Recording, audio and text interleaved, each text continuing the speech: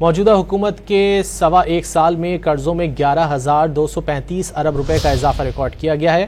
اسی عرصے میں وفاقی حکومت کا مقامی قرضہ 10,784 ارب روپے سے زائد بڑھ گیا۔ مزید جانیں گے ڈان نیوز کے نمائندے طاہر شیرانی سے۔ طاہر، مزید کیا معلوم ہو سکا؟ جی، اسٹیٹ بینک آف پاکستان کی دستاویز کی بنیاد پر اگر ہم دیکھیں تو موجودہ حکومت کے پہلے سوا کے ایک سال میں یعنی مارچ 2024 سے لے کر مئی 2025 کے دوران وفاقی حکومت کے قرضوں میں مجموعی طور پر جو ہے وہ 11,235 ارب روپے کا اضافہ ریکارڈ کیا گیا ہے، جس میں سے سب سے زیادہ جو مقامی قرضہ ہے وہ 10,784 ارب روپے اور جو بیرونی قرضہ ہے وہ 451 ارب روپے اسی دوران بڑھ چکا ہے۔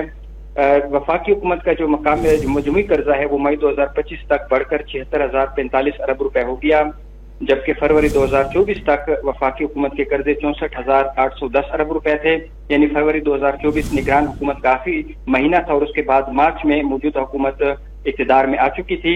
اسٹیٹ بینک آف پاکستان کی دستاویز کے مطابق فروری 2024 تک مرکزی حکومت کا جو مقامی قرضہ تھا وہ 42,675 ارب روپے تھا، جو مئی 2025 تک بڑھ کر 53,460 ارب روپے ہوا۔